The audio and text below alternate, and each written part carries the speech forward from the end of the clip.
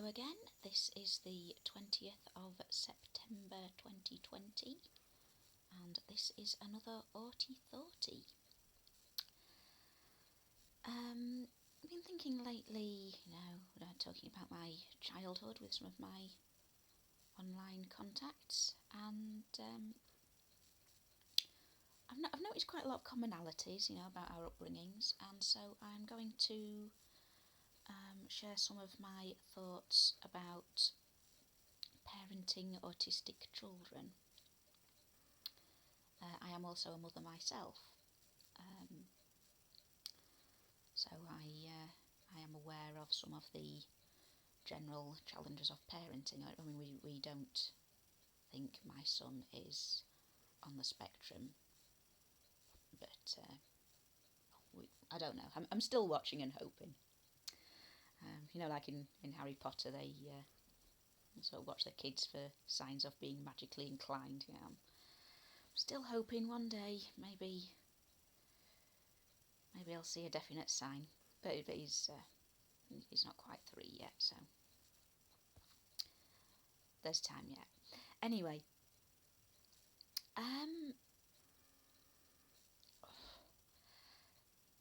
one thing that does come up time and time again when discussing childhood memories with autistic people on my various groups is that we have all been forced to fit in. Some more so than others. Some have actually had quite abusive parents that were extremely strict about the whole fitting in thing, and could be quite violent, that locked them in their room, that they had frequent meltdowns as children because their parents were so harsh. And I think that is as soon as you come to an understanding that your child is autistic, I think that is one thing that every parent really needs to watch out for. It's we do take these things very, very personally. I mean, even if you are being a lot more gentle with your discipline, if your child is having meltdowns every time, you're doing something wrong.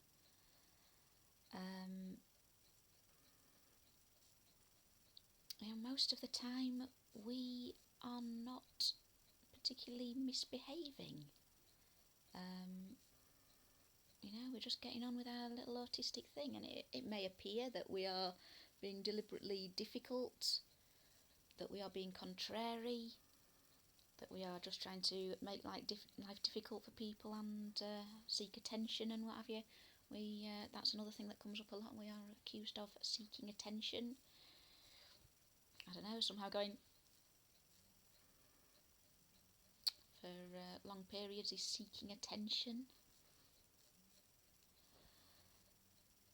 Yeah. And now we just want to be left alone most of the time. By and large, our autistic behaviours, our stimming, our studying our special interests, our sort of seeming self-isolation, it's perfectly harmless. We are just being ourselves, doing what makes us happy. And yet there is always this pressure to be a normal child, to have friends, to go out and play with the other children. No, there's a reason we don't want to do that, okay? It's not because we think we're too good for them or anything, as I heard a lot in my own childhood. It's because they don't like me.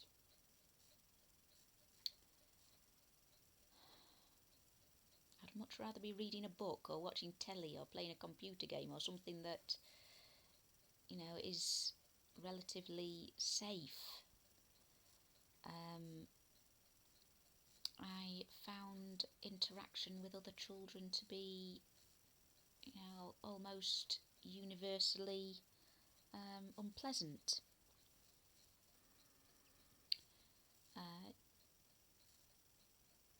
Yes, they probably did see me as being a bit standoffish or something, but they were not nice about it.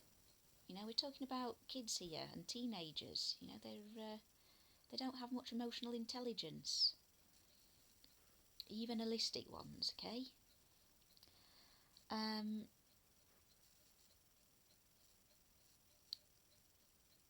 yeah, so I was just getting on with my perfectly harmless behaviours that I enjoyed. You know, I liked sitting on my own at break time at school, just playing with the grass or walking round and round a tree or something. What's wrong with that? But no, apparently that's some sort of sign that there is something very wrong with me. But no, I have grown up to live a perfectly healthy life, by anybody's standards. I have a job, I have a home, I am married, I have a child.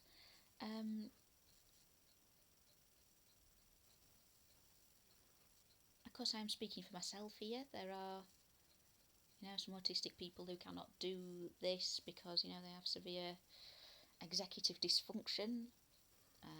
Some of them stay non-verbal all their lives. I was sort of quite semi-verbal as a child, I suppose. I could go whole days without speaking to anybody, and again, that was sort of dismissed as, me being sulky.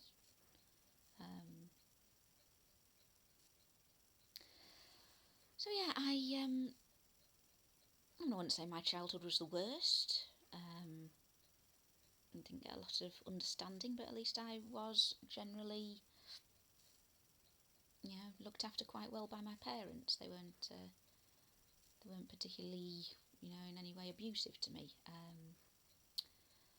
Unlike a lot of people I've talked to, I've had, sort of really bad experiences with parents who just could not see that their child is just trying their best to keep their head down and get on with life in the best way they can. I think in a lot of ways, autistic children are exactly like holistic children. We want to be happy. We just want to enjoy our childhoods, and if we make friends, okay. If we don't, we can cope with that. But we want to follow our interests. We want to have fun. We want to, be understood and loved. And that kind of thing is hard work when you are just constantly being watched and criticised for not acting like the overwhelming majority of children.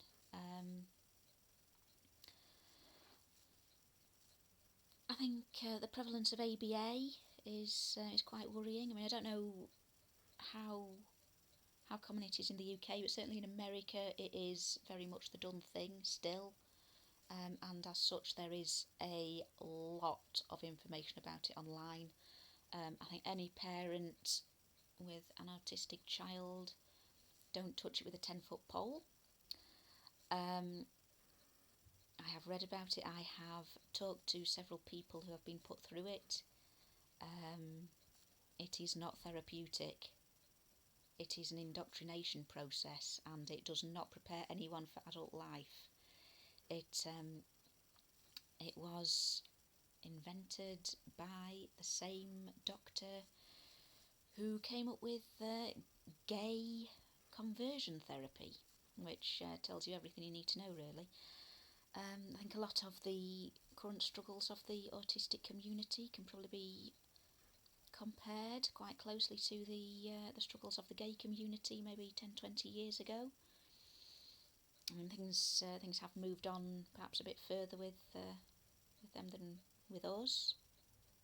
There is a fairly big overlap, between the gay and autistic communities. Very few of us are entirely cis-het.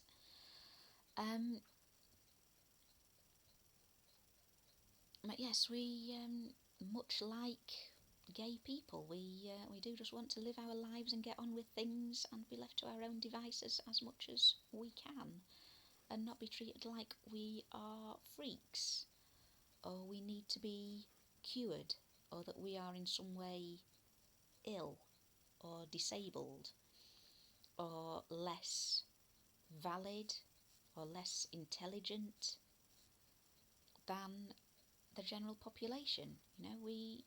We aren't. I mean, there are some autistic people who also have a learning disability. There is a certain correlation there. But again, the fact that they are autistic does not detract from their validity as a human.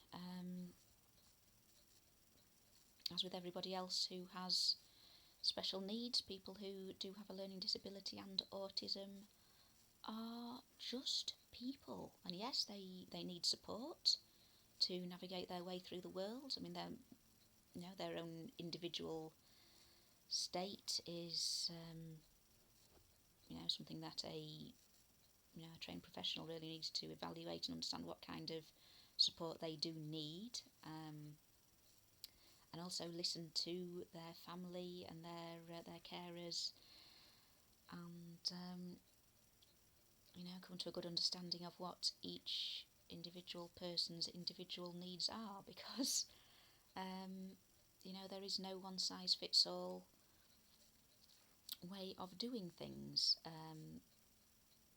If someone is in need of support to get through the day, to care for their own house, to remember to eat, to get a job, to navigate the world of friendships and relationships, they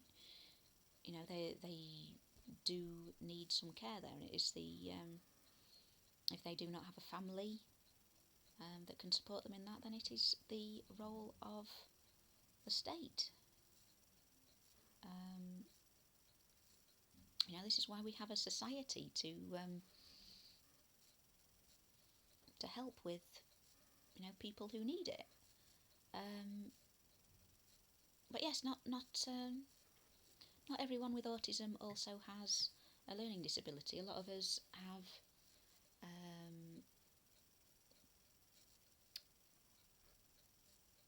very we are very highly skilled in certain areas.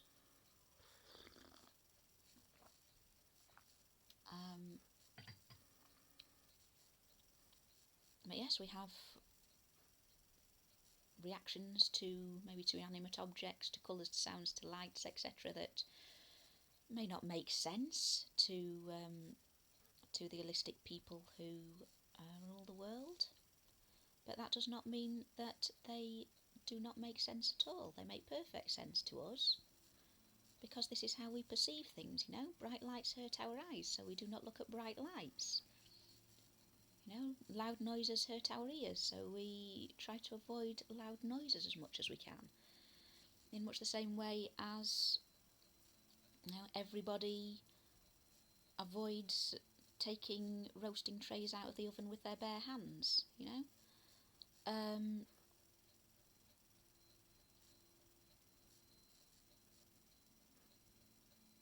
of course, holistics also have their own individual likes and dislikes and preferences, and they are perfectly normal, perfectly healthy, perfectly valid. Autistic people are perhaps just a little more so.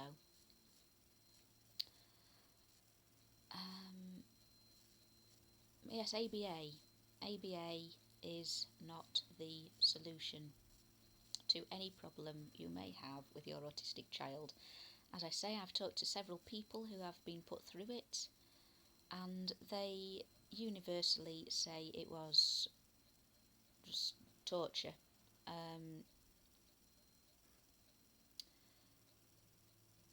They say that the ABA practitioners say that they no longer use electric shock therapy. They no longer smack children. Isn't that kind of them? Yes, but they the whole goal of ABA is to assimilate us into the holistic world that we just are not able to cope with. Um, they've been taught to avoid stimming. You know, stimming is it's a big part of life for autistic people. It is one of the great joys of being autistic. You know, just being able to watch something, to move, to experience some sort of sensory joy. Um, why would he make us stop that? Because we look a bit weird if we sort of want to wave our hands in some way. Why? What's wrong with that? You know what? Why can't we just sort of teach holistic people that that's a perfectly normal, healthy way to behave? I I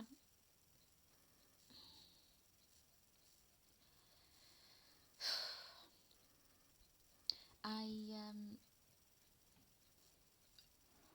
I find it quite worrying as well that ABA practitioners and actually the charity Autism Speaks, they talk about early intervention. You know, they want to do this with 2, 3 year old children. I find that very, very worrying. I mean, you cannot tell at 2 or 3 years old if a child is going to be autistic. I mean, that obviously if they have some kind of severe learning disability, it will perhaps show up before then. But as we have covered, autistic people do not automatically have learning disabilities. In fact, many of us do not. Many of us seem to develop in a more or less typical manner. Um, it only really becomes apparent that we have maybe difficulties with socialising, sensory experiences that are not average. Maybe when we were in our teens almost. Um, I think the idea of pathologising small children. They talk about cures, about treatments. They talk of autism as a disorder. Um, and I just find that really, really sinister. The idea of taking a toddler and trying to assimilate them into a society which, doesn't accept them as they are. I think that's really, really worrying. Um, I mean, you don't have to be autistic to not particularly fit in. You know, your holistic child might sort of like different music or whatever. So what? They are who they are.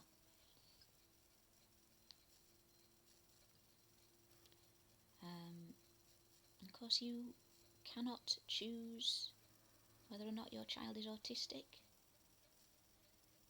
We're born that way. We begin life as either autistic little ova or autistic little sperm, or perhaps both. And we grow up to be autistic adults, and I suppose we die autistic corpses. There's a lot of crap going about it's from vaccines, it's from parents not breastfeeding. It's there's a lot of rubbish, and it is all rubbish. Okay, it is a genetic thing. It's the way our brains grow. The gene has been identified. Um, the differences in autistic brains show up on brain scans. It is as much a part of our makeup as whether we're male or female or intersex or non-binary or trans. It's as much part of our makeup as whether we're dairy intolerant or celiac. It's how we are. It's how our brains grow, how our brains function, how we learn and perceive and remember. And if that does not suit the holistic world, then I'm afraid you've got to deal with it, basically. And I think parents of autistic children, okay, not all of them, many of them are very good, but there is quite a worrying trend for them to sort of talk about their children as some sort of burden.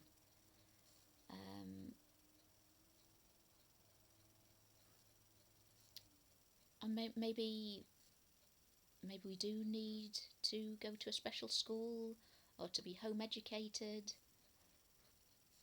Maybe we can muddle along in mainstream education. I think that is all down to our um, individual abilities and talents. But we're just people trying to live our lives, you know. We began as children just trying to live our lives. Um, and it is the parents' job to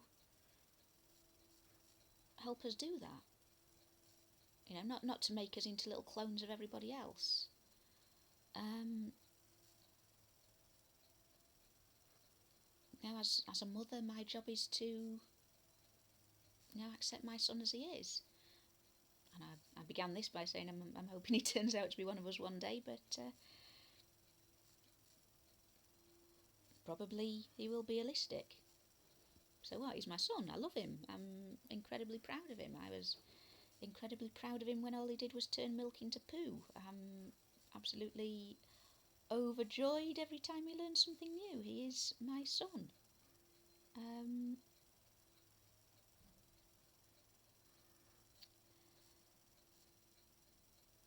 it's it's quite hard reading sometimes, looking at Autism Mum Groups. You know, the way they talk about their children, their problem behaviours, seeking solutions, etc. I mean, yes, I suppose it is hard work if your child is averse to certain environments that you enjoy. But the thing is, you signed up for this when you chose to have a child. You know, you don't get to choose that you have a neurotypical child. You don't get to choose your child's gender or whether they look like you or their partner. You know, you just get what you get. It's pot luck.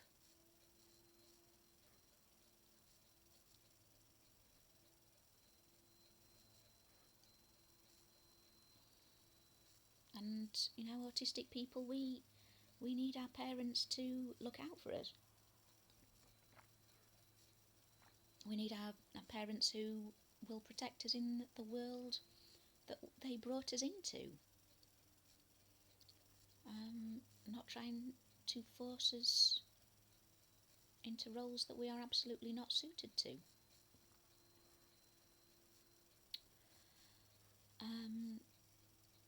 I think if I went on, I would just be repeating myself, so I will leave it there.